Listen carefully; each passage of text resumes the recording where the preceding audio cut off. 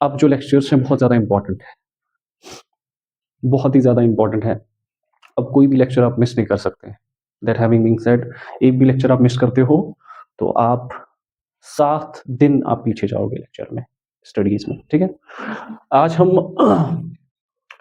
Universe, उसका evolution, उसका birth कैसे हुआ, वहां से स्टार्ट कर रहे हैं, ठीक है। और ये हमारी जनरल ज्योग्राफी में आता है, ठीक है, क्योंकि हमें ज्योग्राफी में अर्थ को पढ़ना है और अर्थ में जो कुछ भी हो रहा है।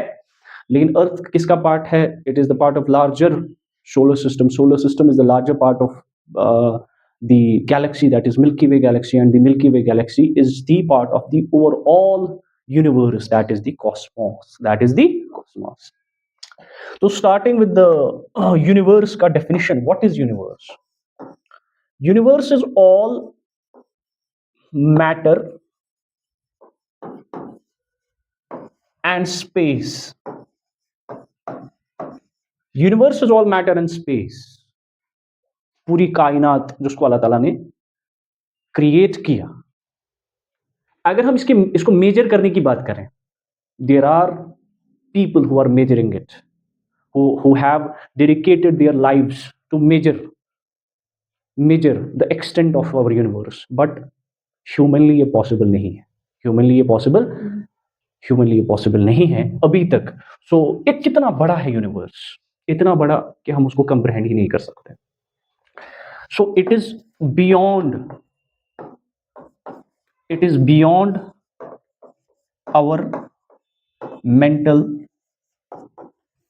grasp or comprehension. To quantify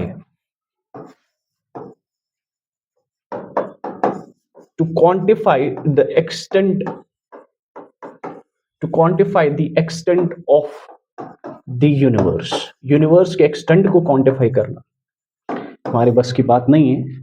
but scientists who have dedicated their lives in understanding the universe, its evolution, its birth and its present state, they make approximations. वो क्या कर रहे हैं? approximations लगा रहे हैं. उनके आसपास कुछ इंस्ट्रूमेंट्स हैं, कुछ फिजिक्स के लॉज हैं, कुछ मैथमेटिकल मॉडल्स हैं जिनसे वो ये अप्रोक्सीमेशंस क्या कर रहे हैं? लगा रहे हैं. बट इन ह्यूमनली अगर हम देखेंगे to understand the total extent of the universe, it is not possible. अगर हम प्रेजेंट स्टेटस की बात करें, there are around 250 billion galaxies in our universe. ऐसा कहा जाता है कि presently there are 250 billion galaxies presently in our universe. हमारी मिल्की वे गैलेक्सी में,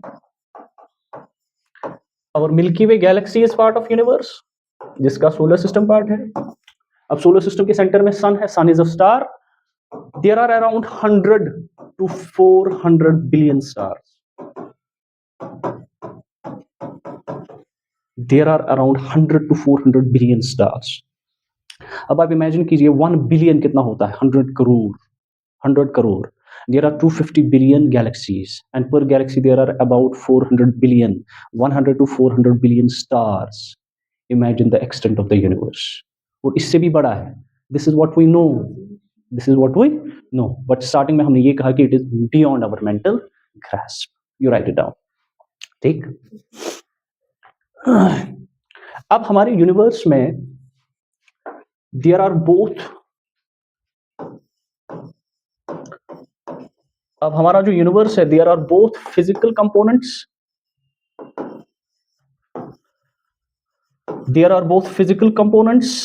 and there are non physical components. Physical components and non physical components.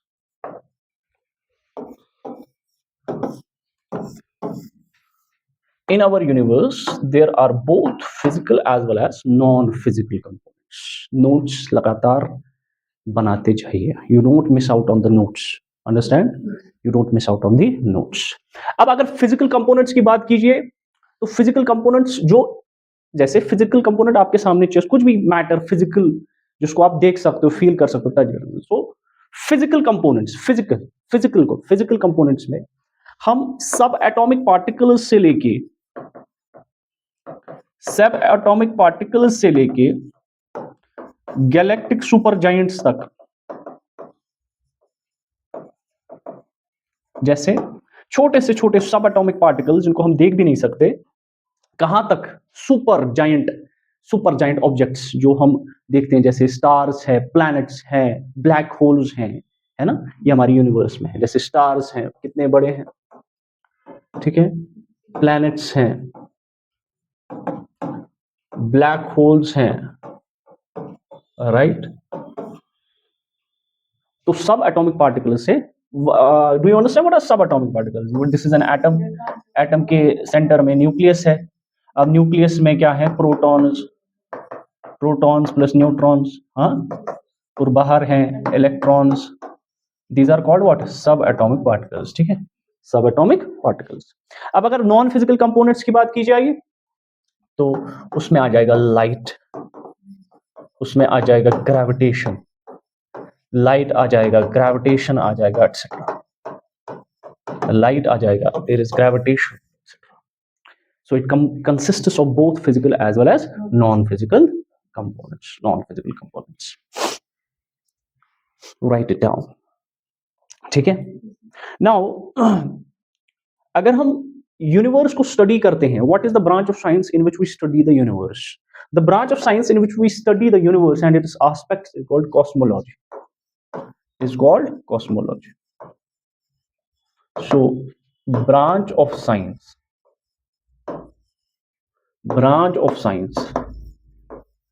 in which we study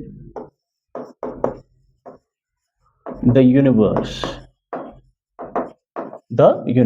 बल्कि universe का दूसरा नाम ही है कॉस्मोस भी हम कहते हैं। यूनिवर्स को क्या कहते हैं, कॉस्मोस भी कहते हैं। Universe is also called as the Cosmos.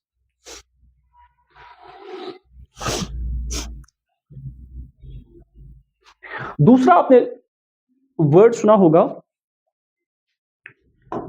Astronomy, सुना है? Astronomy, what is astronomy? Yes, actually वो तो हमने वहां पे लिया। Astronomy is the scientific study of celestial objects means stars, planets, कुछ भी हो सकता है, and the phenomena outside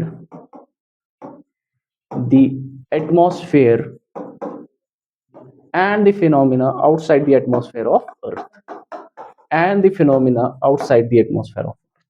अर्थ के एटमॉस्फेयर के बाहर क्या हो रहा है, means this is earth and this is it's atmosphere. अब इसके बाहर क्या हो रहा है, इसको स्टडी करना है।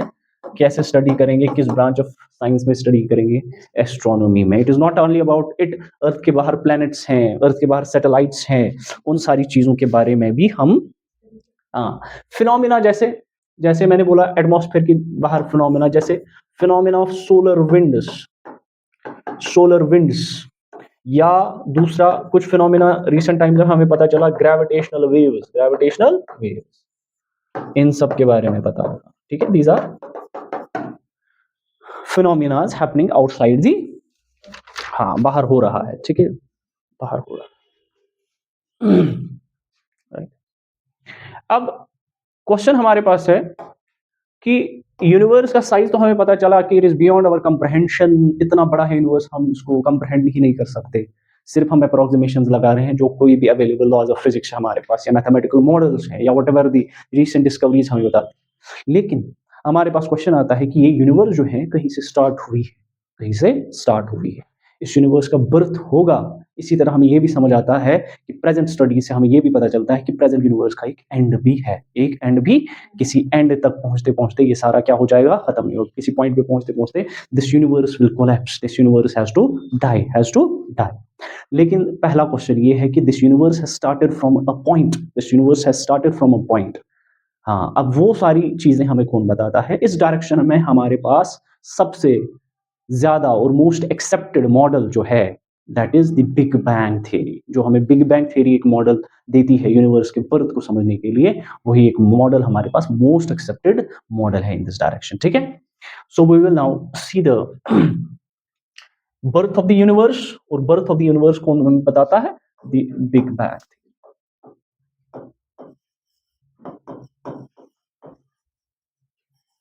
Big bang theory,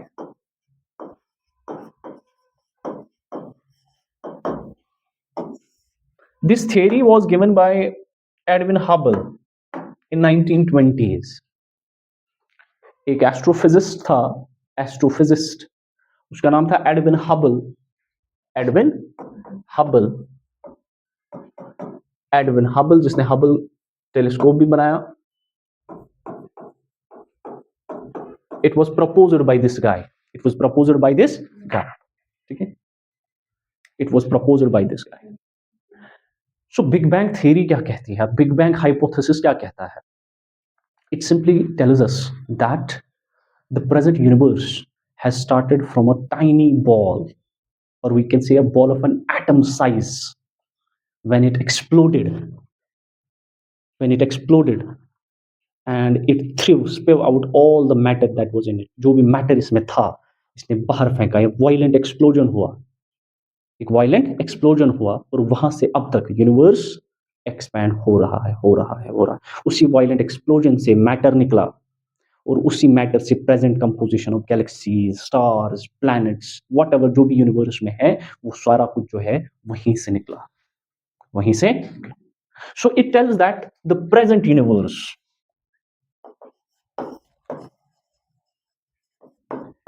present universe was all confined in a tiny ball that of an atom size, 13.8 billion years ago।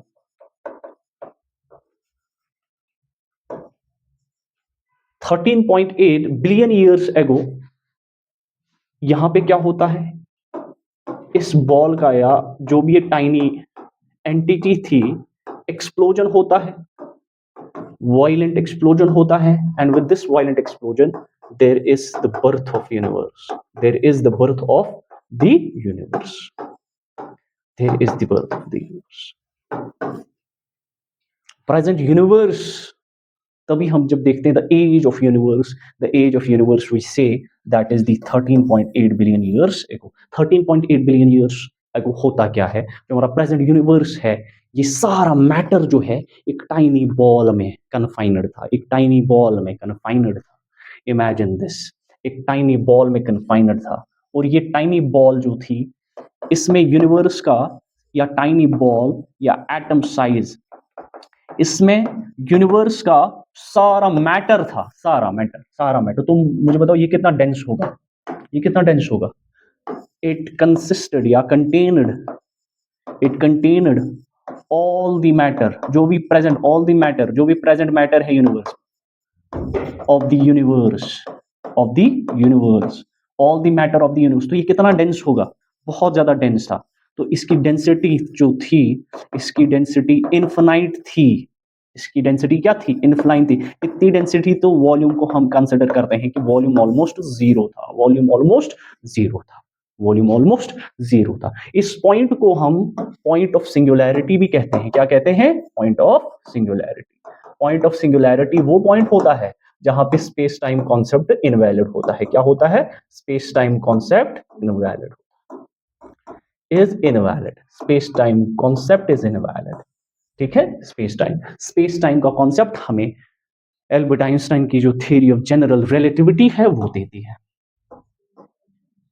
Theory वो स्पेशल रिलेटिविटी, है ना, theory of general relativity. So हम बोलेंगे इससे पहले टाइम क्या था, तो there was no concept of time, neither there was no concept of any concept of space, so space time almost invalid हो जाता है, तो सिंगुलैरिटी, इसको पॉइंट ऑफ सिंगुलैरिटी। तो क्या होता है कि डेंसिटी इनफिनाइट है और वॉल्यूम जीरो है, तो टेम्परेचर कितना बढ़ चुका होगा, टेम्परेचर या other forces inside it working, वो कितने पावरफुल हो चुके होंगे, पावरफुल फोर्सेस, टेम्परेचर एक्सटेंट कितना पहुंच चुका होगा, बहुत ही ज्यादा। विद दिस क्या होता है, एक वायलेंट एक्सप्लोजन हो जाता है यहाँ पे, एक वायलेंट एक्सप्लोजन के साथ जो है there is the birth of the universe, there is the birth of the universe. जो कुछ भी मैटर इस टाइनी एटम लाइक या जो भी एटम साइज बॉल में था, इट स्पिव आउट, और ये जो इवेंट हो रहा है, ये इवेंट हो रहा है 13.8 billion years ago, and therefore we say that there was the creation of universe, there was the creation of universe, creation। इसको बनाइए या लिखिए भी, इसको लिखिए, बिग बैंग साथ साथ लिखना भी इंपॉर्टेंट, ठीक है।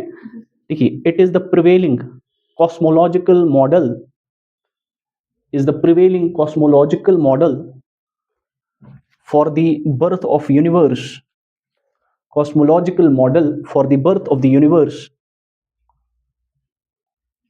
for the birth of the universe. It states that 13.8 billion years ago, it states that 13.8 billion years ago, all the space and matter,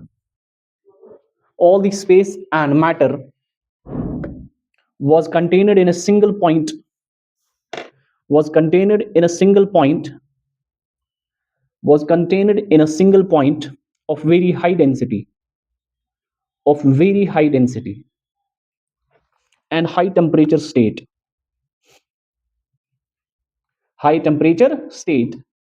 from which the universe has been expanding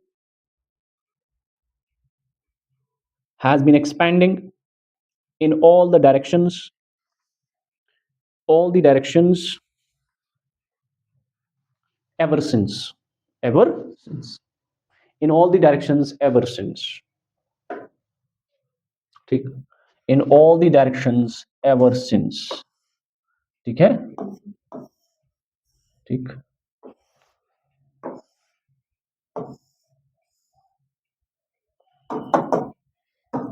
ठीक है।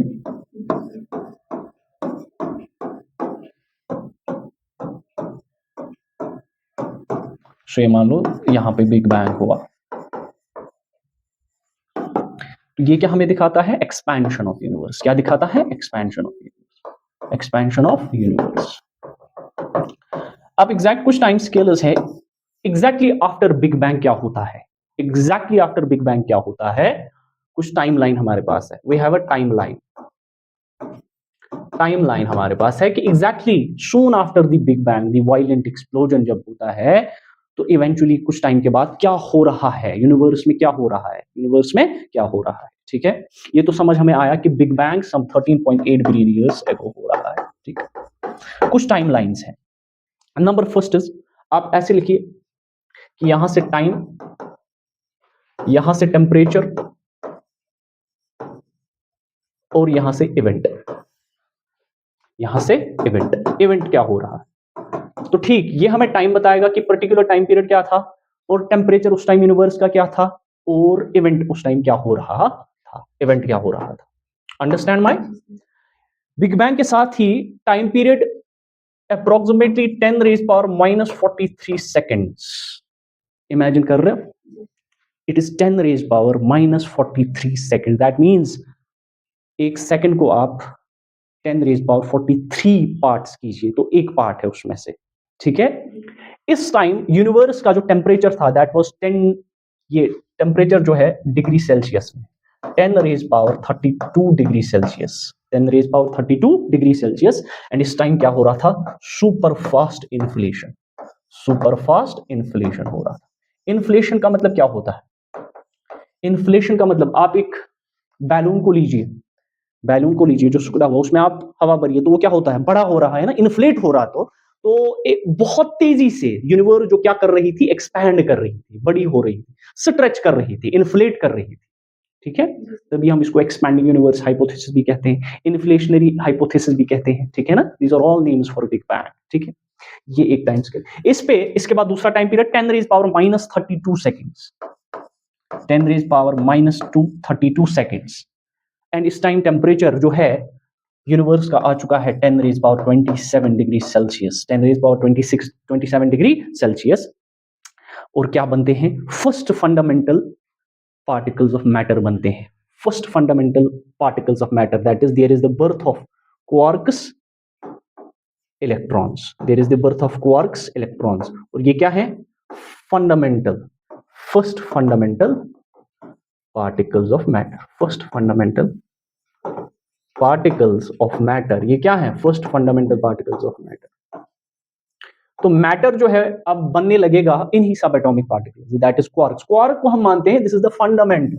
बाकी सारे जो सब atomic particles बनते, चाहे वो protons हैं, न्यूट्रॉन्स, पहले तो हेड्रॉन्स बनते हैं, जब क्वार्क्स कंबाइन करते हैं तो हेड्रॉन बनता है, फिर हेड्रॉन से स्टेबल प्रोटॉन्स, न्यूट्रॉन्स, वो सारे जो है सब एटॉमिक पार्टिकल्स बनते हैं। ठीक है, अब इसके बाद टाइम आता है 10 raise power minus 6 second, 10 raise power minus 6 second. इस टाइम टेम्परेचर का क्या हाल था? 10 रेज पावर 13 डिग्री सेल्सियस। ठीक, 10 रेज पावर 13 डिग्री सेल्सियस। अब क्वार्क्स से, क्वार्क्स की क्लंपिंग हो रही है। क्या हो रही है? क्वार्क्स की क्या हो रही है? Clumping, clumping.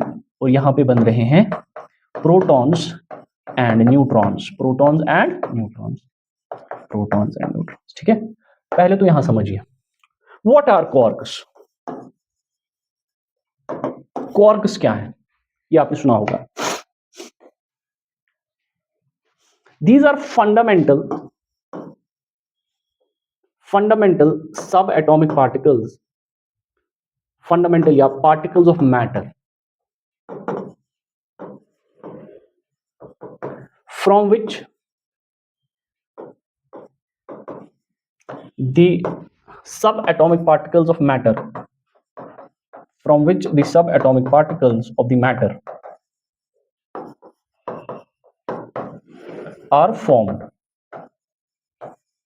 तो इससे मत पता ये हमें चलता है कि मैटर ने अपनी जर्नी कहां से स्टार्ट की है? क्वार्क से। कहां से? क्वार्क से। और जब क्वार्क्स कंबाइन करते हैं ना, when quarks combine, जब क्वार्क 1 प्लस क्वार्क 2 मिल गया, ठीक है, या क्वार्क 1 2 3 मिल गया, तो देयर इज, इसको क्लंपिंग कहते हैं। क्या कहते हैं?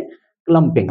There is the formation of protons and neutrons, there is the formation of protons and neutrons. ठीक है, तो क्वार्क्स जब कंबाइन करते हैं तो सब एटॉमिक पार्टिकल्स बनते हैं। जब सब एटॉमिक पार्टिकल्स कंबाइन करते हैं तो एटॉमिक न्यूक्लियाई बनता है, एटम बनता है। जब एटम्स क्लम्प करते हैं तो क्या? एलिमेंट्स या मैटर बनता है इन। ठीक है ना, ये आप समझ में आ रहा है? ठीक है, तो ये समझो। और इनमें ऑपरेटिंग फोर्स क्या है? It is the strong nuclear force, strong nuclear force. Nuclear force is the entity operating in this clumping. Clear बात है?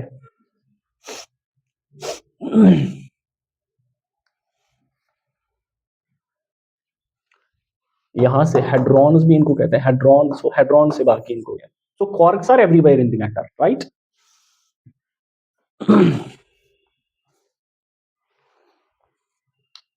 इसके बाद टाइम पीरियड आता है 10 raise 3 minutes. Time period is 3 minutes, 3 minutes, 3 minutes time period. यहां पे क्या हो रहा है? Temperature again drops to 10 raise power 8 degree Celsius, 10 raise power 8 degree Celsius. तो इसके साथ क्या हो रहा है?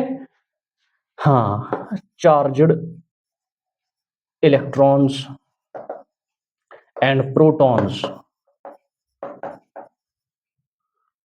Plus neutrons are in the universe. Universe में इनका मेजॉरिटी बनता है, यूनिवर्स में इनका मेजॉरिटी बनता है। ठीक है, क्लियर? Understand this? यूनिवर्स में इनका। हाँ, तो आगे बढ़े। अब टाइम पीरियड आता है एग्जैक्टली, लीप लेता है 3 lakh years, 3 lakh years.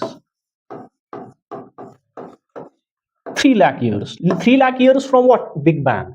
3 lakh years from Big Bang. Big Bang से पहले टाइम का कोई हमारे पास आइडिया नहीं, टाइम कैसे क्या था. जैसे आइंस्टाइन भी कहता है time is a stubborn illusion. Stubborn illusion. Time is not an absolute thing, जैसे न्यूटन ने कहा था. ठीक है.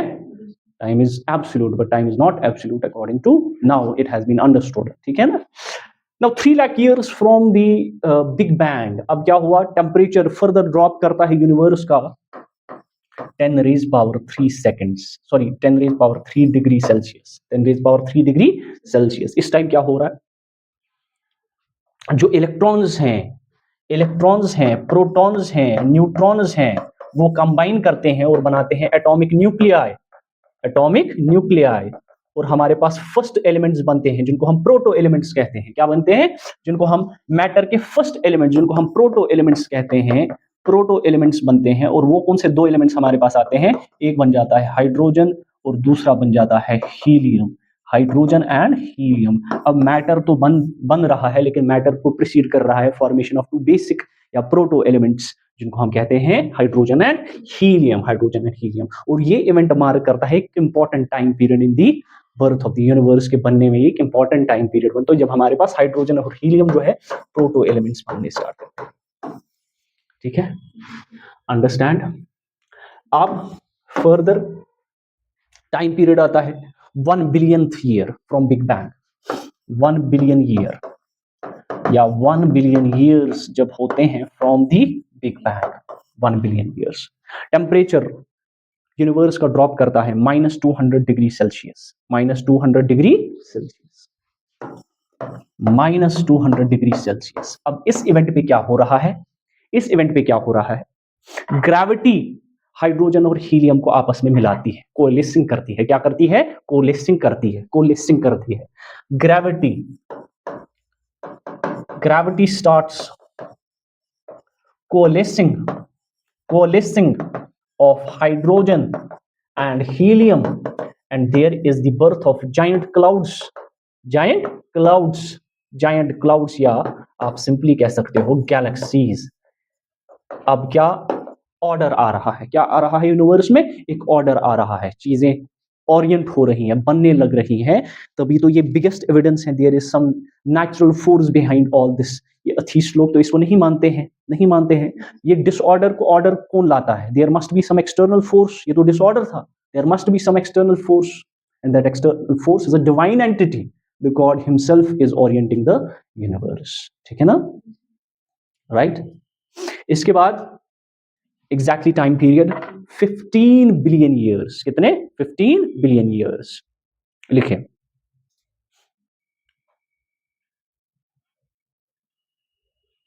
या ये टाइम पीरियड मत लिखिए, यहां तक आपका टाइम लाइन बनता जा रहा है. ठीक है.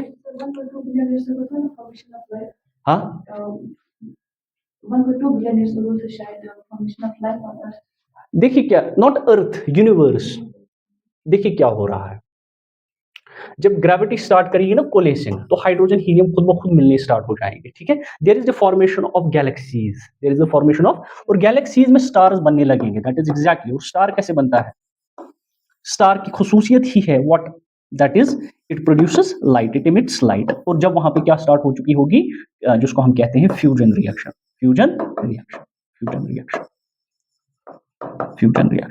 ठीक है. तो ऑब्वियसली गैलेक्सीज इमिट करेंगी लाइट को. गैलेक्सीज क्या करेंगी? इमिट करेंगी लाइट को. लेकिन वो लाइट कहां से आ रही है? स्टार्स से. ठीक है, स्टार्स से.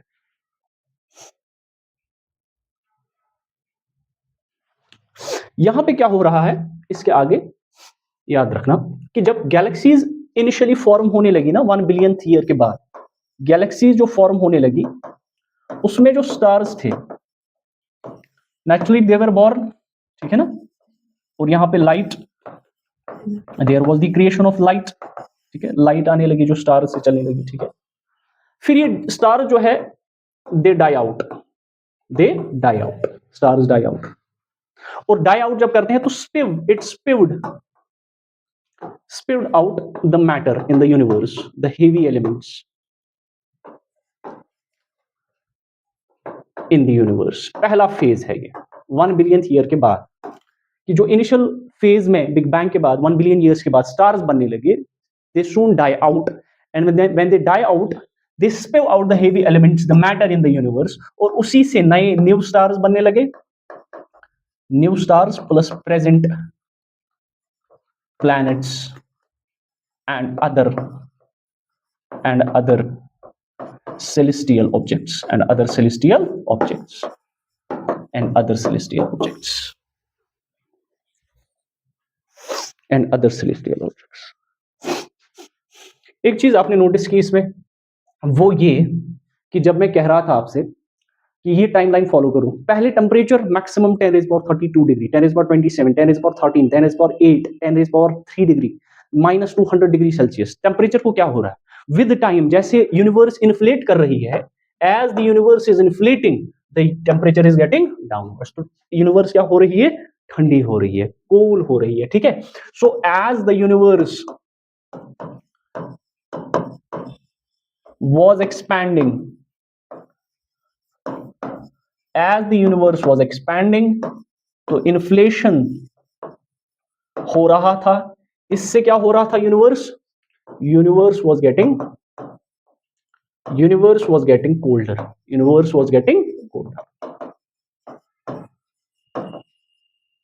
universe was getting colder, universe was getting colder। तो हमारा जो टेम्परेचर का ग्राफ था वो नीचे आ रहा था, universe was getting colder। Understand me, ठीक है। नाउ इसके फर्दर ये तो बिग बैंग का ये प्रपोजिशन है, and there are evidences in support of the big bang, जो हम अभी डिस्कस करेंगे। व्हाट आर द एविडेंसेस जो सपोर्ट करते हैं बिग बैंग के क्लेम को। Eventually there is one more hypothesis which is called big crunch theory. Big crunch theory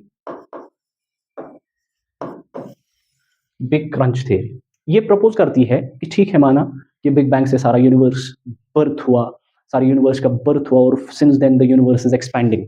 universe क्या कर रही है, एक्सपैंड कर रही है। यूनिवर्स क्या कर रही है, एक्सपैंड कर रही है।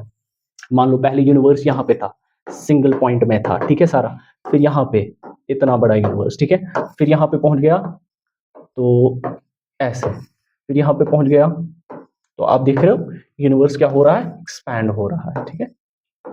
इट इज एक्सपैंडिंग, ये एक्सपेंशन तो हो रहा है, विद टाइम तो ये एक्सपेंशन हो रहा है, बट कह रहा है कि एक टाइम आएगा when this whole universe will collapse, the whole universe will collapse. जो भी हमारे पास फंडामेंटल फोर्सेस ऑपरेट कर रहे हैं, जिनको हम फंडामेंटल फोर्सेस ऑफ नेचर कह रहे हैं, fundamental forces of nature, that is gravitational force, हाँ, न्यूक्लियर फोर्स, ठीक, मैग्नेटिक फोर्स, इलेक्ट्रोस्टैटिक फोर्स, ये सारे जो हैं इनवैलिड हो जाएंगे, और हमारा जो यूनिवर्स है कोलैप्स करेगा। क्या करेगा, कोलैप्स करेगा इनटू अगेन अ सिंगुलैरिटी, जहां से ये आया था पहले, कोलैप्स करेगा और it will again drop into this singularity, जहां से इसने अपना फेज क्या किया था, स्टार्ट किया था। ये आप ऐसे मान के चलो कि एक पेपर को हमने क्या किया, ओपन किया, इसको एक्सपेंशन समझो, और फिर फोल्ड किया, वापस रैप अप किया, तो इसको क्या कहते हैं, द बिग क्रंच हाइपोथेसिस। क्या कहते हैं, बिग क्रंच हाइपोथेसिस, ठीक। So you write in down, इसमें देखिए आप कि at some point the universe would reach a maximum size, at some point the universe would reach a maximum point, at some point the universe would reach a maximum size and begin collapsing,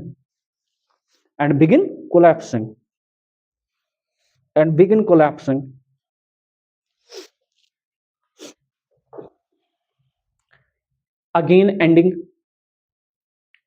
in a state like from which it started,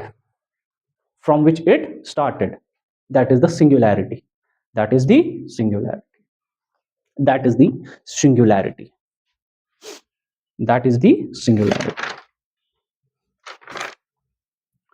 now there are certain, and as I was going into this, I found some Quranic verses which are consistent, and we can say that the Big Bang's claims are consistent with the verses of the Quran.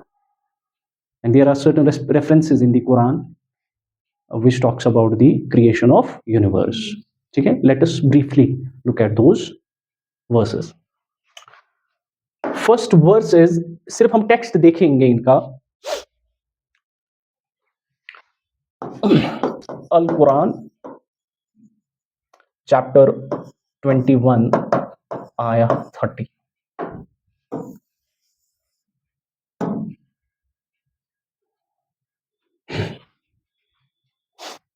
ठीक है, read about this the Quran, and this is surah chapter surah Anbiya, and the verse is verse number 30, in which Allah subhanahu wa ta'ala says, have those who disbelieved not considered that the heavens and the earth were joined entity. ये पहले क्या थे? एक ही थे. Then we separated them and made from water every living thing. ये तो आज भी साइंस कह रही है कि जो कोई भी लिविंग थिंग आया है, it has come from the water. Then will they not believe? Will they not believe? Joined entity, this part of the universe is often interpreted as referring to state of where universe was initially single mass or entity. तो यही तो क्या कह रही है big bang, ये क्या कह रहा है? सो ये दिस इज बिग बैंग, तो ये सिंगुलैरिटी की बात करती है. Heavens and the earth were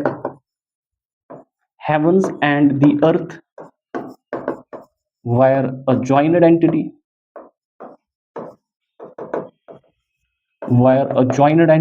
एक ही थे. ठीक है, और हमने, अल्लाह ताला कहते हैं फिर बाद में कि हमने हर एक लिविंग थिंग को कहां से पैदा किया? वाटर से.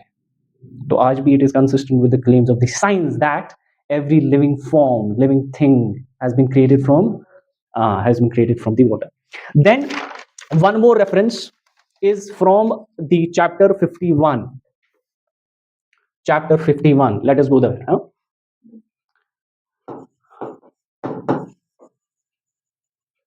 Chapter 51 and ayah is 47. Ayah is, घर जाओगे तो इसके टेक्स्ट को देख लेना. ठीक है, आया 47. What does Quran say? हाँ, this is the, ये तो बिग बैंग है. And the heaven we constructed with might and indeed we are its expander. ये जो पूरी कायनात है इसको हमने तख्लीक किया और we are certainly expanding it. तो हमें जो है प्रूफ मिल जाता है बिग बैंग रियलिटी में हो, और बिग बैंग का claim that earth universe stationary नहीं है, एक ही जगह पे रुका हुआ नहीं है, इट इज एक्सपैंडिंग. ठीक है, द हेवन वी कंस्ट्रक्टेड, ठीक है, the creation of almighty Allah we constructed with might and indeed we are its expander. So chapter 51 आया 47 हाँ tells us about the expansion of the universe. ये हमें universe के expansion की अल्लाह ताला कहते हैं कि we are its expander. Expansion के बारे में बताता है, ठीक. नाउ यूनिवर्स का एंड, जैसे यूनिवर्स का बर्थ है इसी तरह इसका एंड भी है. तो इसको हम कहते हैं द गॉड, द अल्लाह सुब्हानहू व तआला talks about the impermanence of this universe that I have created, this shall not remain. We are going to recreate it, right? So this talks about the impermanence. इस universe का क्या है? The impermanence aspect of this universe. Impermanence aspect of the universe. Universe का impermanence aspect. Universe is not permanent. It is not. Now the end of the universe के बारे में कुरान क्या कहता है? इसी सूरह अंबिया, Al Quran chapter 21 and ayah is 104. Quran talks about the end of this universe. Now see what Quran mentions about it. ये डायरेक्टली कंसिस्टेंट है बिग क्रंच के साथ. The day we will fold the heaven like folding of written sheet, just as we began its first creation. Right? We will fold the whole universe like we fold a sheet of a paper, like we fold the sheet of the paper. This we will hold, we will fold the whole universe. को fold back करेंगे वापस, like we fold the sheets of the paper. और इसको वापस लाएंगे. Just we started its first creation. जब हमने इसको क्या किया था, क्रिएट किया था, ठीक है, उस पोजीशन में लाएंगे. We will repeat it. फिर हमें यहां से एक नई यूनिवर्स कायम करनी है. Then we will repeat it. That is a promise binding upon us. Indeed we will do it. ये हमारा वादा है और बेशक हम इसको करेंगे, बेशक हम इसको करेंगे. तो ये जो क्लेम है कि that we will fold the heaven like the folding of written sheet paper, just like its prior state, जहां से हमने इसको पैदा किया था. This simply talks about the end of the universe. End of the universe. और end कहां से होना है? अगर end की बात करेंगे, end of the Quran speaks about the end of this present universe. और अल्लाह ताला कहता है जहां से हमने इसको पैदा किया था. पैदा कहां से किया था? सिंगुलैरिटी से. अर्लियर सिंगुलैरिटी से किया था. ठीक, सिंगुलैरिटी से किया. तो एक एवोल्यूशन आपको यूनिवर्स का मिलता है. एक तो 2130 आया चैप्टर, फिर 5147 में इसका इवोल्यूशन एक्सपेंशन, फिर अगेन एंड मिलता है 21 सूरा एंड 104 आया में. ये सूरा अंबिया है, ये भी सूरा अंबिया है. ठीक है, ये सूरा अद-दरियात है शायद यू मेंशन इट. ठीक है,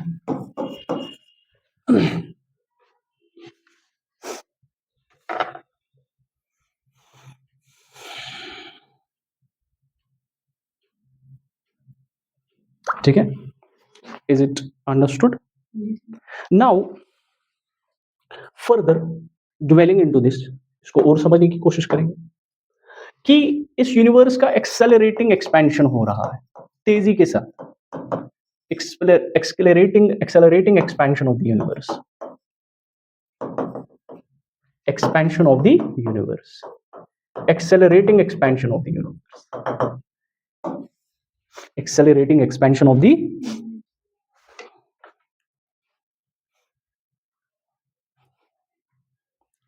ये हबल ने कहा था, हबल ने कहा था, and this is by the way the Hubble's law, Hubble's law of expansion. उसमें ये क्या कहता है? As the galaxies move farther away from an observer,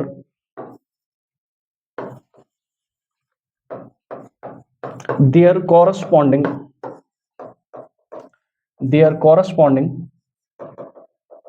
velocities increase. Their corresponding velocities increase. This is the Hubble's law of expansion, which says that जितना galaxies दूर जाएंगी एक observer से, उतना गैलेक्सीज ये जो है वेलोसिटीज इंक्रीज हो रही. क्या हो रही है? इंक्रीज हो रही है. As the galaxies move farther away from an observer, their corresponding velocities increase. अब ये भी एक इल्यूजन है, जितना ए गैलेक्सी दूसरे से क्या हो रही है? दूर जा रही है, फार अवे जा रही है. मान लो इसका वीजी है वेलोसिटी, उतना वीजी क्या हो जाएगा? इंक्रीज हो जाएगा. इससे ये मान लो ये कोई ऑब्जर्वर गैलेक्सी है. क्या है? Observer Galaxy. Observer Galaxy. लेकिन अब रिसेंट टाइम्स में इसमें भी क्या हो रही है? द रिसर्च, और एक्चुअली क्या कहा जाता है, it is not the galaxies are not moving. Galaxies are not moving. Actually क्या हो रहा है? स्पेस टाइम फैब्रिक जो है वो स्ट्रेच कर रहा है. Space time fabric, it is the space time fabric that is expanding. It is the space-time fabric that is expanding. That is expanding. एक space-time fabric है जो stretch कर रहा है. इसीलिए आपको लग रहा है कि क्या हो रही है? एक गैलेक्सी दूसरी गैलेक्सी किसके क्या हो रही है? दूर हो रही है. Apparently क्या हो रहा है? It is the space-time fabric that is expanding. अब imagine कीजिए, यहां पे मैंने एक बलून को इन्फ्लेट किया और बलून पे मैंने 2 मार्क्स बनाए. Imagine कीजिए इसको. ये एक मार्क बनाए या दूसरा मार्क बनाए, ये तीसरा मार्क बनाए या चौथा मार्क बनाए। अब इस बैलून को आप, now first look at the board, ये बैलून को आप मान लीजिए, इस पे मैंने 4 डॉट डाले, ये 4 डॉट मान लीजिए ये यूनिवर्स, यूनिवर्स सारा बलून है और ये जो डॉट्स है ये गैलेक्सीज है और इनके बीच में ये जो है डिस्टेंस है। अब जब मैंने इसको इन्फ्लेट किया, हवा भरी इसमें, ये बड़ा हो जाएगा, अब ये इतना बड़ा हो जाएगा। हाँ, अब क्या हो रहा है, क्या गैलेक्सीज ने अपनी पोजीशन चेंज की? नो, बट क्या हो रहा है, हाँ एक्सपैंड क्या हुआ, बैलून जो जिस फैब्रिक पे ये थे, बैलून का सरफेस एक्सपैंड हुआ ना, तो इस सरफेस को आप स्पेस टाइम फैब्रिक मान लीजिए, क्या मान लीजिए, space time fabric, space time fabric, और गैलेक्सी स्पेस टाइम फैब्रिक में ही है। तो एक्चुअली क्या हो रहा है, गैलेक्सीज मूव नहीं कर रही है बस, it is the fabric that is stretching, that is stretching, that is stretching. ठीक है, ये इसके पैरेलल में एक नोशन चल रहा है। ठीक है, it is the space time fabric that is expanding. अब अगर ये भी हो रहा है, पहला जिसको हमने देखा एक्सेलरेटिंग एक्सपेंशन नोशन, तो इसकी वजह से क्या हो रहा है, यूनिवर्स में मैटर जो है एक्सपैंड हो रहा है, यूनिवर्स में matter is spreading, matter is spreading, और इसकी वजह से universe is getting colder, universe is getting colder, universe is getting colder. तो अगर आप यहां पे भी देखें, जहां पे हबल्स लॉ क्या कहता है, जितना एक गैलेक्सी दूसरी गैलेक्सी से दूर होती जाएगी उतनी उसकी वेलोसिटीज भी क्या हो जाएंगी, इंक्रीज हो रही है। तो असल में यहाँ पे कॉन्सेप्ट है स्पेस टाइम फैब्रिक स्ट्रेच हो रहा है, स्पेस टाइम फैब्रिक क्या कर रहा है, स्ट्रेच हो रहा है। ये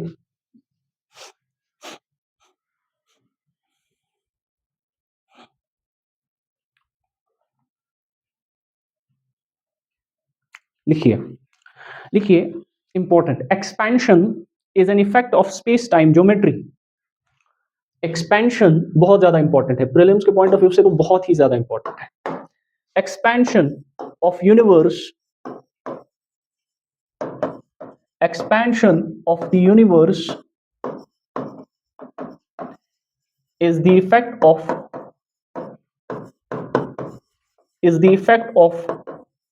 space time, is the effect of space time geometry, is the space effect of space time geometry, is the effect of space time geometry। इसका क्या मतलब, इसका मतलब यह है कि in reality galaxies are not moving,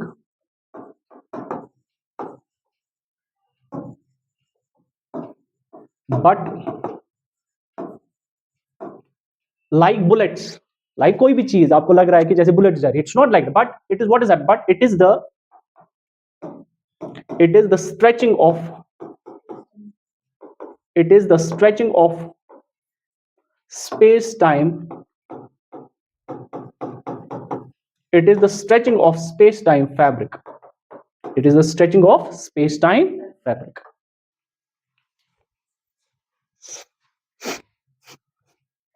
now यहां पे एक नोशन आता है कि यूनिवर्स एक्सपैंड तो कर रहा है, यूनिवर्स एक्सपैंड तो कर रहा है, लेकिन बिग बैंग के बाद, बिग बैंग के बाद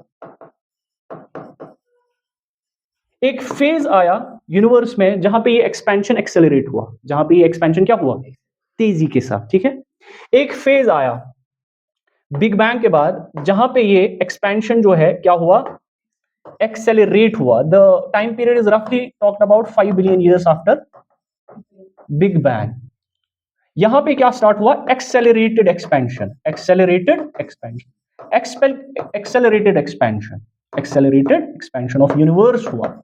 और the scientists, the astrophysicists claim that this accelerated expansion started because there was the creation of, at this time period of the universe, there was the creation of the dark energy, there was the creation of the dark energy, there was the creation of the dark energy which affected this, dark energy affected this accelerated expansion, it was the effect of dark energy which affected the accelerated expansion of the universe. और आज ये claim किया जाता है कि space time fabric को stretch कौन करता है, it is a function of, ये आप याद रखना कि space time fabric stretching, space time fabric stretching is a function of dark energy, is a function of dark energy, and these have been verified from Einstein's general theory of relativity, and Einstein's general theory of relativity. General theory of relativity. And this energy is not like other energies. This बहुत ही peculiar type of energy है, peculiar type of energy है, और आज के date में कहा जाता है 68% of the space in the universe is filled with dark energy, filled with dark energy, filled with dark energy, ठीक है, filled with dark energy, ठीक है। तो प्रीलिम्स के पॉइंट ऑफ व्यू से ये बहुत ज्यादा इंपॉर्टेंट है। Now what are the evidences, what are the evidences which support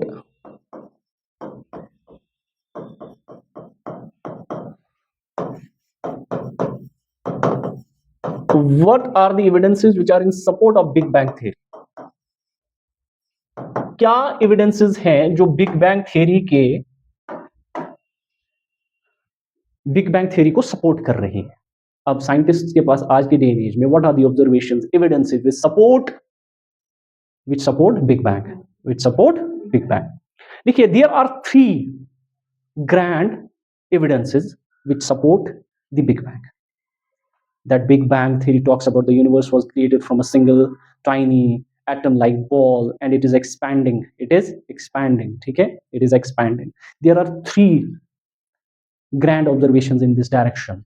Number first is that evidence is called cosmological redshift. Cosmological redshift. Second is cosmic microwave background. Cosmic microwave background. And number third is the effect of the gravitational waves. The effect of the gravitational waves. So there are three grand evidences in support of the Big Bang. There are three grand evidences in support of the Big Bang, in support of the Big Bang theory, in support of the Big Bang theory. Number first is the cosmological redshift. Number second is cosmic microwave background. Cosmic microwave background. And number third evidence is the evidence of gravitational waves. The evidence of gravitational waves. The evidence of gravitational waves.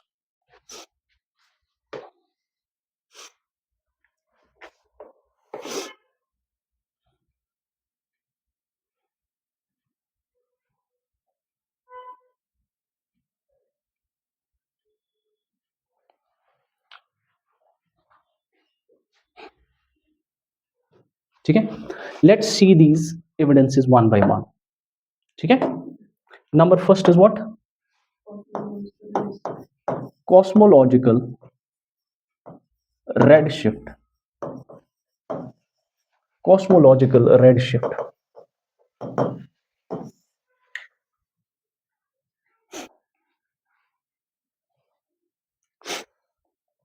अब cosmological redshift क्या कहता है? See, when the universe was created, then there was the creation of galaxies. Then there was the creation of, वहां पे किनका creation हुआ था? Galaxies का. Galaxies का creation हुआ था और इन galaxies ने क्या किया था? They started emitting light. They started emitting light. Light इन्होंने emit की थी. Light इन्होंने क्या की थी? Emit की थी. अब ये light emit हुई थी 1 billion years. That was almost 1 billion years after Big Bang. अभी तक 13.8 billion years हुए. And this light is still traveling. ये travel कर रही थी. लेकिन इसके ट्रैवल के साथ साथ क्या हो रहा था? First listen to this. First listen to this. ये ट्रैवल कर रही थी और इसके साथ क्या कर रहा था? स्पेस टाइम क्या हो रहा था? स्पेस टाइम फैब्रिक क्या हो रहा था? स्ट्रेच हो रहा था. मीन्स क्या? मीन्स यूनिवर्स क्या हो रहा था? एक्सपैंड हो रहा था. यूनिवर्स क्या हो रहा था? एक्सपैंड हो रहा था. अब इस एक्सपेंशन ऑफ यूनिवर्स की वजह से क्या हो रहा था? इस लाइट की क्या हो रही थी? वेवलेंथ बढ़ रही थी और ये वेवलेंथ ऑफ लाइट शिफ्ट हो रही थी टुवर्ड्स लॉन्गर वेवलेंथ्स, मींस अब ये स्ट्रेच कर रहा था, यही लाइट का बिहेवियर क्या हो रहा था, ऐसे, ठीक। तो that means as the space-time fabric was stretching or the universe expanded, there was the shift in the wavelength of the light. पहले wavelength क्या थी, shorter, जब ये emit हो रही थी, तो with time the wavelength shifted to longer wavelength, or longer wavelength in the spectrum of light. Spectrum of light अगर हम देखेंगे वेवगायर है ना, वेवगायर, अगर हम V से R की तरफ जाते हैं तो वेवलेंथ क्या होती है, इंक्रीज होती है, ठीक है ना, इंक्रीज होती है। हाँ, अब लॉन्गर वेवलेंथ क्या है, रेड है ना, तो इसी को हम कहते हैं रेड शिफ्ट। क्या कहते हैं, रेड शिफ्ट, और it is also called as cosmological red shift, cosmological red. This is one evidence in support of big bang कि लाइट की वेवलेंथ शिफ्ट कहां की तरफ हो रही है, रेड की तरफ। इससे हमें डायरेक्ट एविडेंस मिलता है कि यूनिवर्स क्या हो रही है, एक्सपैंड हो रही है, यूनिवर्स क्या हो रही है, एक्सपैंड हो रही है। सो you write down, when a galaxy emits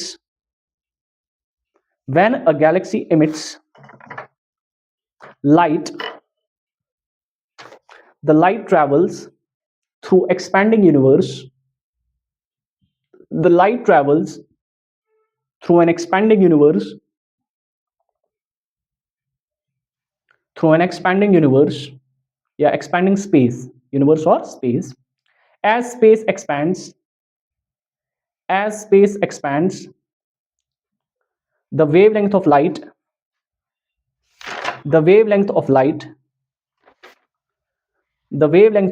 itself stretches.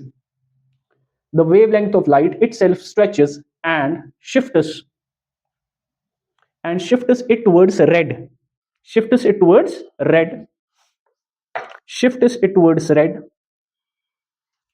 और रेड जो है वो लॉन्गर वेवलेंथ है ना, इन दी लाइट का स्पेक्ट्रम। अब कॉस्मोलॉजिकल रेड शिफ्ट हमें क्या इंफॉर्मेशन देता है, हाँ, इट प्रोवाइड्स इंफॉर्मेशन। देखिए इंपॉर्टेंट है, प्रीलिम्स के पॉइंट ऑफ व्यू से बहुत important. It provides information, very very important. Number 1, distance higher red shift.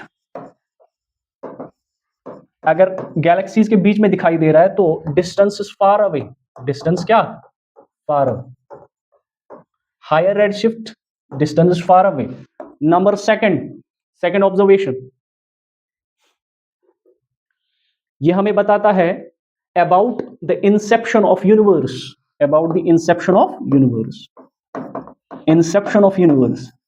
Universe कहां से आया है उसके बारे में बताता है, ठीक है, बिग बैंग को support. Third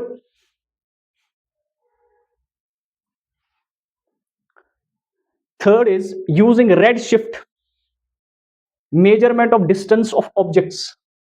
Using this distance measurement can be done, distance measurement between galaxies, उसको हम मेजर कर सकते हैं, बिटवीन गैलेक्सीज उसको हम क्या करते हैं, मेजर कर सकते हैं, ठीक है। इससे 3 चीजें निकलती हैं और आज साइंटिस्ट जो है 3 कॉस्मोलॉजिकल पैरामीटर्स को इससे क्या करते हैं, डिराइव करते हैं। पहले तो डिराइव करते हैं हबल्स लॉ में एक कांस्टेंट आता है, उसको हम कहते हैं हबल्स कांस्टेंट। क्या कहते हैं, हबल्स कांस्टेंट। ये हमें डायरेक्ट एविडेंस, ये हमें बताता है एक्सपेंशन ऑफ यूनिवर्स के बारे में, एक्सपेंशन ऑफ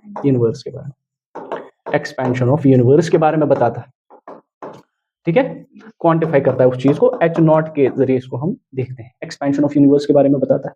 एक तो इसको मेजर करने में ये हेल्प करता है, that is cosmological red shift. Second, dark energy को समझने के लिए, उसको समझने के लिए रेड शिफ्ट बहुत इंपॉर्टेंट है। Number 3, space geometry, that is space time geometry कैसी है, स्पेस टाइम ज्योमेट्री कैसी है स्पेस टाइम ज्योमेट्री, उसको समझने के लिए भी जो है कॉस्मोलॉजिकल रेड शिफ्ट बहुत ही ज्यादा इंपॉर्टेंट है, बहुत ही ज्यादा इंपॉर्टेंट है।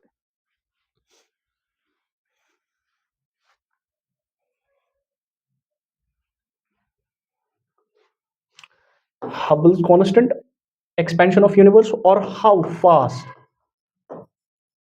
Universe is expanding, universe is expanding. ठीक है,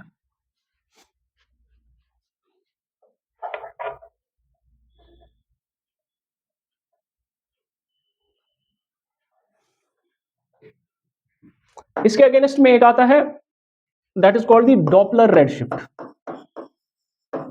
डॉपलर रेडशिफ्ट, डॉपलर रेडशिफ्ट और कॉस्मोलॉजिकल रेडशिफ्ट में एक फर्क है। डॉपलर रेडशिफ्ट बात करता है relative motion of a light source, relative motion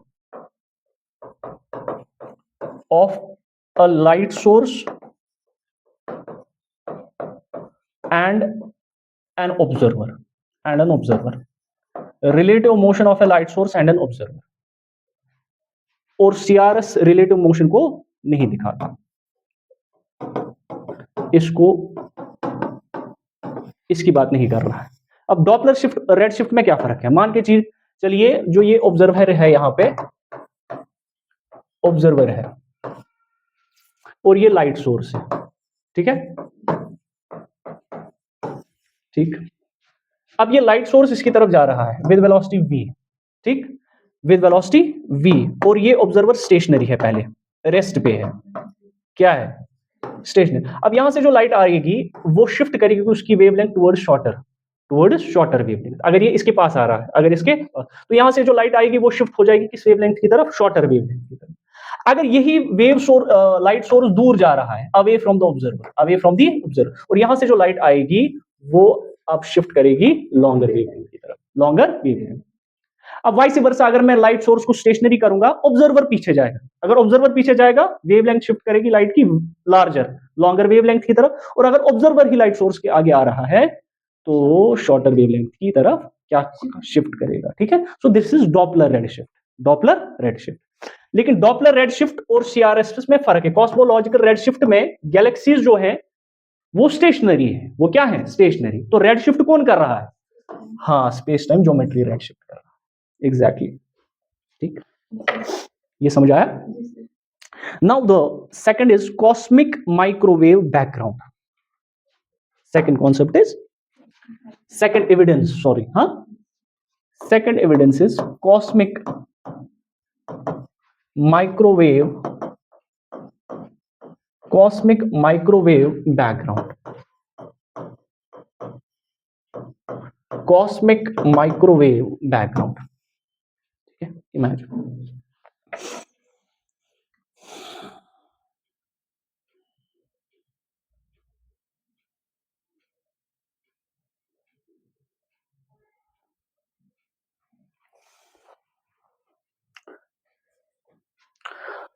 cosmic microwave background को हम बोलते हैं it is the leftover light, leftover light और primordial light, primordial light filling our space, filling our space, primordial light filling our, the light that was left over some 38 lakh years ago, that was left over and it filled the background of the space. Naturally जब light some 1 billion years ago पैदा हुई थी, हाँ, after the big bang, after the big bang, and इसी के साथ there was the birth of initial stars, galaxies, और ये स्टार्स गैलेक्सीज ने लाइट को इमिट करना स्टार्ट किया, और ये वही लाइट है, प्राइमोडियल लाइट है, फर्स्ट लाइट है, जो इसके बाद शिफ्ट इसका बैक, ये जो लाइट थी जब स्पेस आगे आगे एक्सपैंड करने लगा, तो ये लाइट जो है इसने अपने कहां की तरफ शिफ्ट हो गई है, माइक्रोवेव बैंड में, माइक्रोवेव बैंड, ठीक है। इसकी जो फ्रीक्वेंसी है उस फ्रीक्वेंसी ये जो हमारा स्पेक्ट्रम है, लाइट का स्पेक्ट्रम है फ्रीक्वेंसी वाला, हाँ, it adopted the spectrum of the microwave, ठीक है, and it started filling our space. तो ये भी हमें एक डायरेक्ट एविडेंस मिलता है। अगर जब हम आज के स्पेस को, यूनिवर्स को स्टडी करते हैं, फिर हम बैकग्राउंड लेते हैं यूनिवर्स का, it is all filled with microwave, it is all filled with microwave radiation, it is all filled with microwave radiation. It is all filled with microwave radiation. तो ये हमें बताता है यूनिवर्स के इंसेप्शन के बारे में, यूनिवर्स के इंसेप्शन के बारे में, यूनिवर्स के एक्सपेंशन के बारे में, यूनिवर्स के इंसेप्शन के बारे में भी और यूनिवर्स के एक्सपेंशन के बारे में भी। So you write down this. It is a leftover radiation from where the universe was 38 lakh years ago.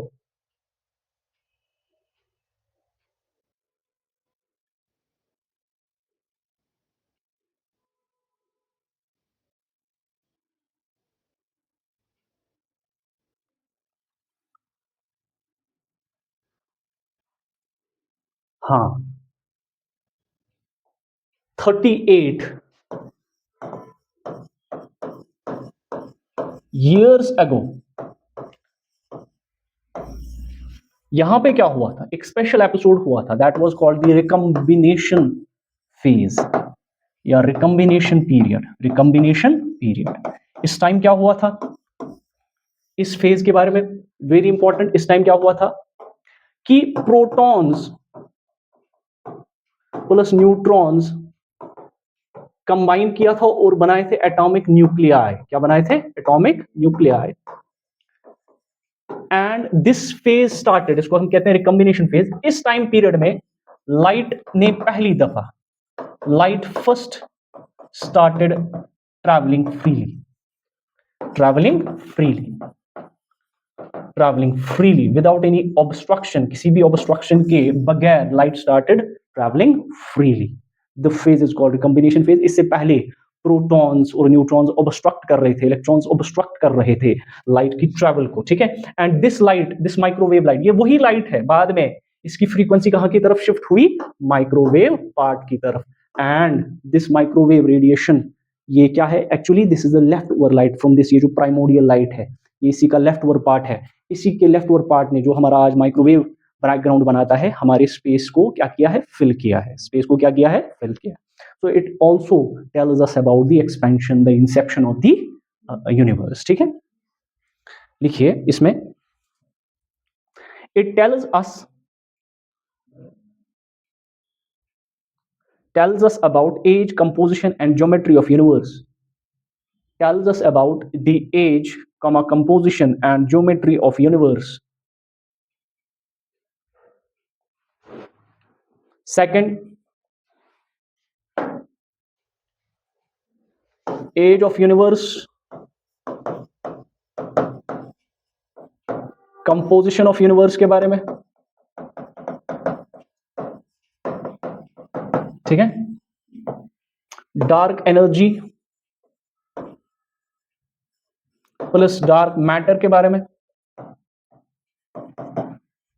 And it infers information about the inflation of universe, inflation of universe,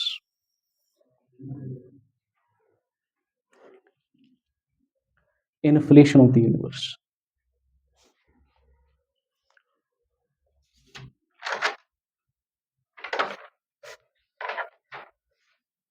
ठीक है। Number third and the most solid evidence in support of Big Bang is the gravitational waves. Is the gravitational waves. Very important. The gravitational waves.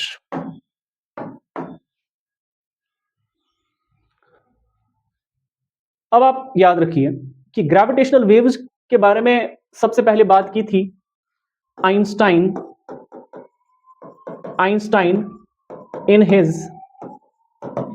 in his general theory of relativity, in his general theory of relativity, in his general theory of relativity, ठीक।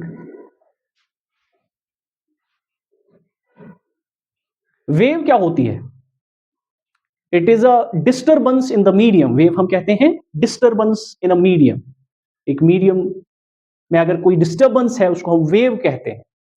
But the gravitational waves are formed या created due to the distortions,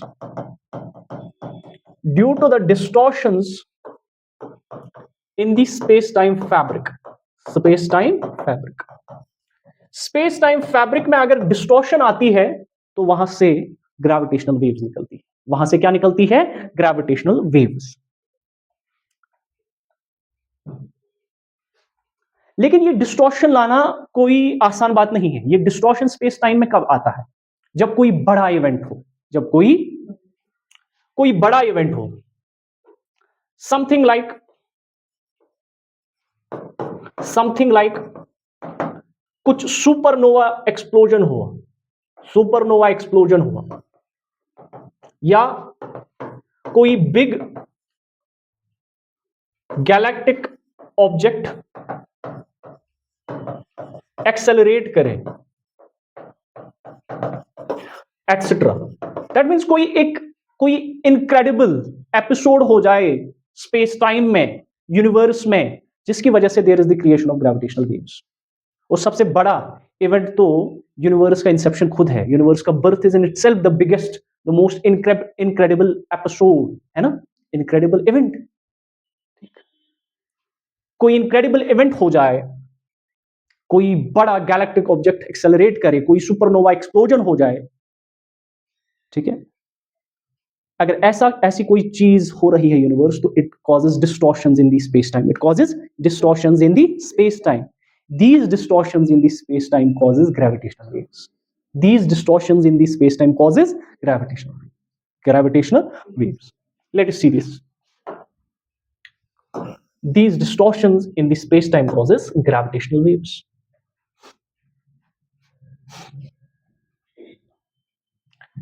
अब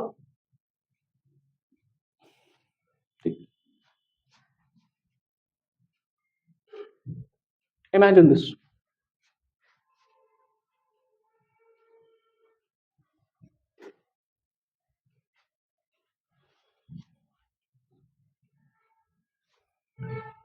ये मान लो इसने example दी है कि कोई दो ब्लैक होल्स आपस में क्या कर रहे हैं, कोलाइड कर रहे हैं या कंबाइन कर रहे हैं, कुछ भी कर रहे हैं, और इसके इट्स अ बिग एपिसोड। इसकी वजह से ये स्पेस टाइम में क्या आ रहे हैं?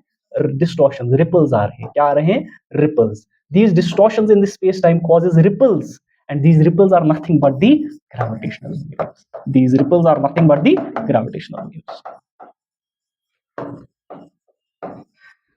These ripples are nothing but the gravitational waves. These episodes, these galactic episodes on a larger scale, like for example the two black holes are combining, colliding, or the supernova explosion is happening, it causes distortions in the space-time, ripples in the space-time fabric, and these ripples in the space-time fabric are called the gravitational waves. Gravitational waves.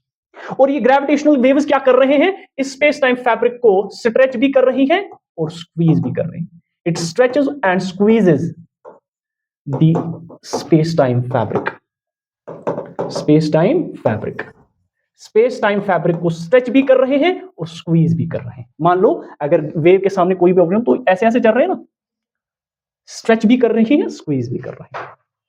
It stretches the space-time fabric, stretches and squeezes the space-time fabric. These waves travel at the speed of light. Travel at the speed of light. These waves travel at the speed of light. These waves travel at the speed of light. Clear about? Now, strong sources क्या है जिनसे ये बनते हैं? एक तो merging of black holes, जैसे यहां पे हो रहा है, अगर ब्लैक होल्स मर्ज कर रहे हैं, सुपरनोवा एक्सप्लोजन्स हो रहे हैं, स्टार डाई करेगा, कोई बड़ा गाइगेंटिक स्टार डाई करेगा, मर जाएगा, ठीक है ना, वहां से जो है ये वेव्स क्या करती हैं? प्रोजेक्ट होती हैं, क्या करती हैं? ओरिजिनेट होती हैं, ठीक है। इनका फर्स्ट डिटेक्शन आइंस्टाइन इन 20th सेंचुरी के फर्स्ट हाफ में in his general theory of relativity में उसने इसके बारे में कहा, बट इन 2015 ग्रेविटेशनल वेव्स को फर्स्ट ऑब्जर्व किया यूएसए में एक ऑब्जर्वेटरी ने, उसका नाम ही है LIGO। क्या नाम है? LIGO। In 2015 they were first what? They were first observed. Observed. Gravitational waves का कॉन्सेप्ट असली जनरल रिलेटिविटी में आइंस्टाइन ने दिया था, but in 2015 they were first observed. They were first observed. So you write down first detection. First detection.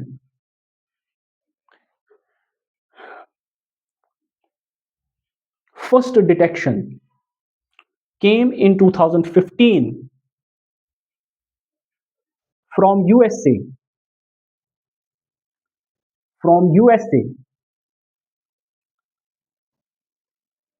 Observatory का नाम है laser interferometer,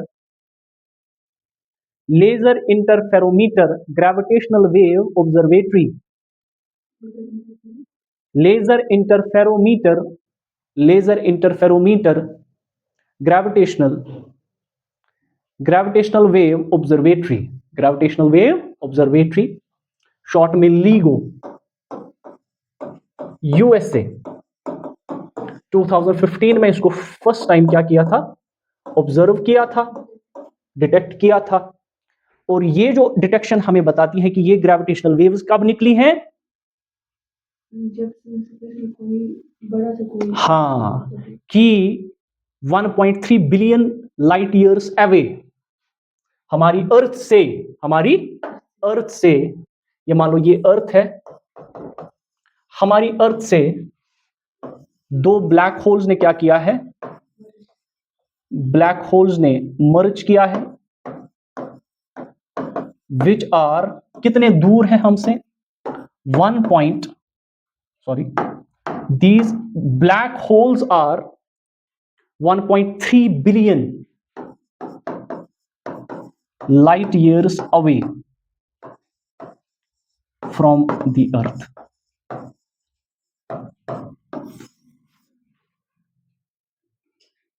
ठीक, these gravitational waves were created कि 1.5 बिलियन लाइट ईयर्स अवे दो black holes ने क्या किया है, वहां से ये आई है, and they were detected in 2015 in USA at LIGO।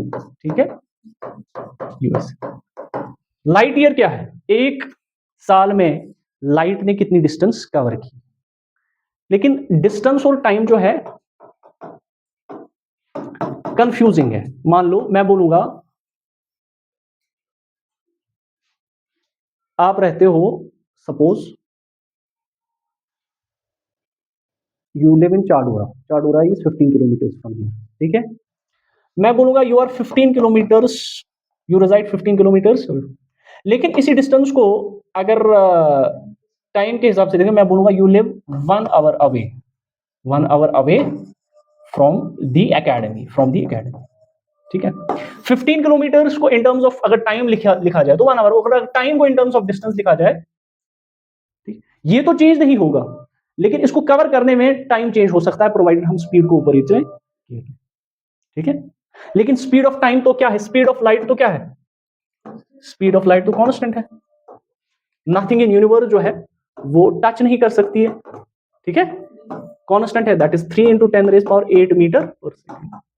तो हम लाइट ईयर्स को हम लेते हैं in terms of distance, in terms of distance, ठीक, terms of. Now again gravitational waves क्या इंफॉर्मेशन हमें देती है, offers clues about the early universe, number second big bang या कॉस्मिक एक्सपेंशन, यूनिवर्स एक्सपेंशन के बारे में बताता है, यूनिवर्स एक्सपेंशन के बारे में बताता है। Number third is the existence of black holes, existence of the black holes. पहले तो हमें एविडेंस देता है अर्ली यूनिवर्स के बारे में, अर्ली यूनिवर्स के बारे में। सेकंड इज यूनिवर्स एक्सपेंशन या कॉस्मिक एक्सपेंशन के बारे में हमें बताता है। And number third is the, हाँ, किसके बारे में, existence of black holes, existence of black holes, black holes के बारे में हमें बताता है। ब्लैक होल्स के बारे में पहले बात की थी आइंस्टाइन ने in his general theory of relativity में। तो ग्रेविटेशनल वेव्स का डिटेक्ट होना ये हमें सीधे बताता है एग्जिस्टेंस ऑफ ब्लैक होल्स के बारे में।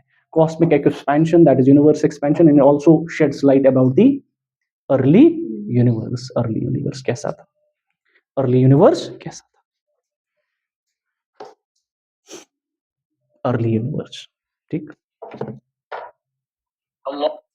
ठीक, क्लियर बात।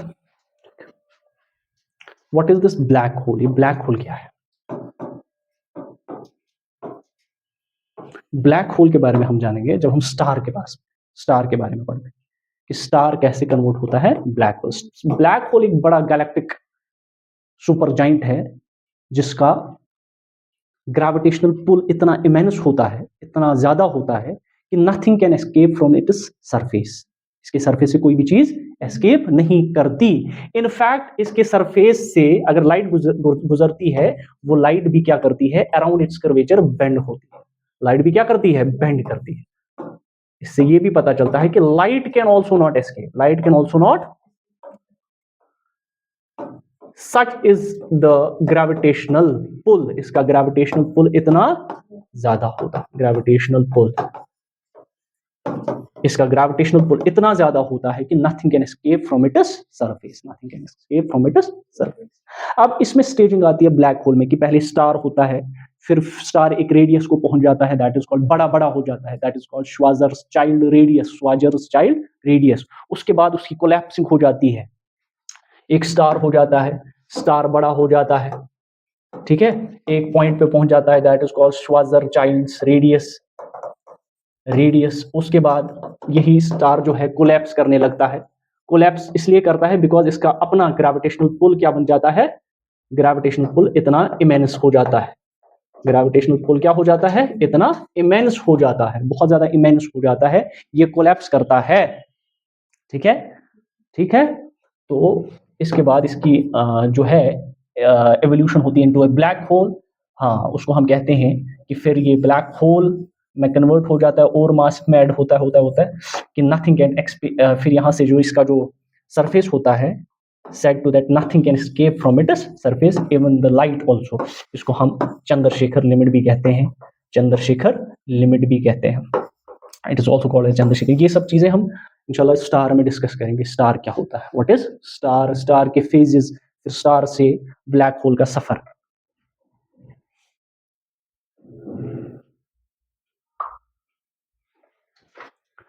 लेकिन एक कभी कभी एग्जाम में आता है ग्रेविटेशनल लेंसिंग। हाँ, ये आप याद रखना, ग्रेविटेशनल लेंसिंग। ग्रेविटेशनल लेंसिंग का कॉन्सेप्ट आता है कि जब लाइट किसी बड़े celestial object, super giant object जैसे ब्लैक होल के अराउंड जाती है, वो क्या करती है, बेंड करती है। मान लो ये ब्लैक होल है और यहां से लाइट आ रही है, तो लाइट जब आएगी वो बेंड करेगी ऐसे, ठीक है, ठीक है। मान लो यहाँ पे कोई ऑब्जर्वर है, ऑब्जर्वेटरी है, ऑब्जर्वेटरी, ठीक है, ठीक है। तो ये क्या करता है, इस इफेक्ट को हम कहते हैं ग्रेविटेशनल लेंसिंग। क्या कहते हैं, ग्रेविटेशनल लेंसिंग, ग्रेविटेशनल लेंसिंग। अब ये जो ग्रेविटेशनल लेंसिंग है, इससे हमें क्या दिखता है कि लाइट तो आई, एक सुपर जाइंट ऑब्जेक्ट जैसे ब्लैक होल के अराउंड क्या कर गई, बेंड कर गई। बाय दिस टेक्निक इस ब्लैक होल के बिहाइंड क्या है वो हम देख सकते हैं। What lies behind, what lies behind of this black hole, gravitational lensing की टेक्निक से हम देख सकते हैं कि इस ब्लैक होल के behind what lies it's behind, या व्हाट लाइज बिहाइंड इट, ये हम देख सकते हैं by technique called gravitational lensing. Is it correct? Any questions? मुझे ये जानना चाहिए, मतलब थोड़ा मुझे मतलब समझ नहीं आ रहा है, ये जो 3 एविडेंसेस हैं ये सपोर्ट करते हैं कि बिग बैंग थियरी हुई है। तो ग्रेविटेशनल वेव्स से मतलब ये कैसे हुआ? हमें ग्रेविटेशनल वेव्स निकले कहाँ से थे? ब्लैक होल से निकले थे, फिर उनमें अर्थ में कोई ग्रेविटेशनल वेव्स हर उस इवेंट से निकलते हैं जो बड़ा कोई है, बिग बैंग से नहीं, अर्थ से नहीं, अर्थ पे तो हमने उसको डिटेक्ट किया, एविडेंस सच में। तो ग्रेविटेशनल वेव्स निकलती कहां से, किसी बड़े इवेंट से। तो बिग बैंग क्या बड़ा कोई इवेंट नहीं था, गैलेक्सीज का फॉर्मेशन कोई बड़ा इवेंट तो नहीं था, स्टार्स का बनना, कोलैप्स होना इवेंट तो था ही ऑब्वियसली। और फिर वो जब चलती है, स्ट्रेच और स्क्वीज करती है। कैसे स्ट्रेच और स्क्वीज करती है? क्योंकि स्पेस टाइम स्ट्रेच और स्क्वीज करता है। स्ट्रेच क्या करता है, स्पेस टाइम क्या करता है, स्ट्रेच और स्क्वीज। इससे हमें ये भी पता चलता है कि एक्सपेंशन हो रहा है यूनिवर्स का। मतलब हमने ग्रेविटेशनल वेव डिटेक्ट की, उसी से हमें हाँ, एग्जैक्टली, डिटेक्शन से, ठीक है।